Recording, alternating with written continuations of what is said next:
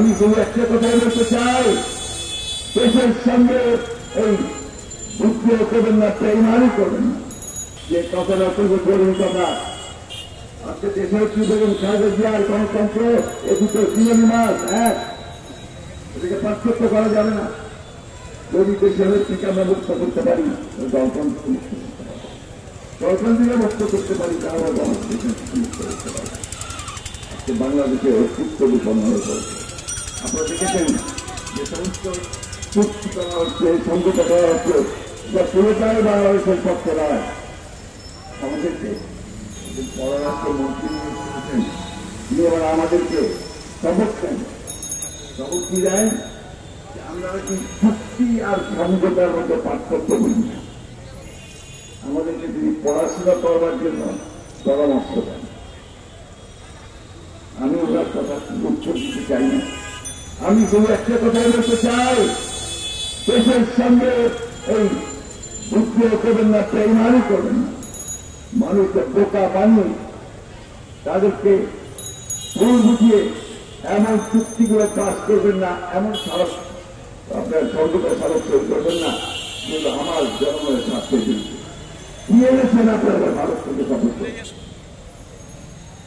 পানির কথা কোথাও নেই।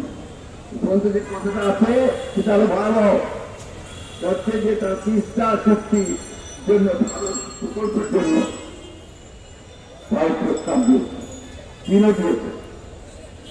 সেই চাকরিরা বলেছেন যে আমরা দুটোর মধ্যে দেখতে কোনটা ভালো হয়।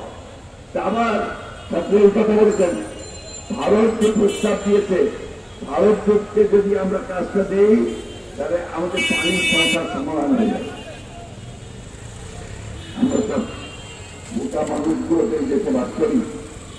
আপনি সরকারে যেটা করেছেন যে তিস্তা পানির সমস্যা, যেটা অঞ্চল যে সমস্যা, সেটাকে আপনি বাতিল করে দিলেন। অর্থাৎ তিস্তার পানি বন্টনের সমস্যার সমস্যা হয়ে যাবে, অভিন্ন নদীগুলোর পানি বন্টন করে সমস্যার সমস্যা হয়ে যাবে। এইভাবে আপনার দেশকে পুরোপুরিভাবে ভারতের কাছে একটা পণ্য করে দিচ্ছে। আপনার সীমান্তে হত্যা হচ্ছে প্রতিদিন, গতকালও হত্যা হয়েছে। এই বিষয়ে একটা কথা আপনারা বলেন নাই। এই কারণে আমাদের সরাসরি প্রশ্ন আপনাদের কাছে, কোন পৃথিবীতে কোন দেশ আছে বন্ধু দেশ, একটা এত বন্ধু সম্পর্কে আপনাদের স্বামী স্ত্রী বন্ধু, তার কোন দেশ আছে বলেন যে তার বর্ডারে বন্ধুরা গুলি করে হত্যা করে আমাদের নাগরিককে?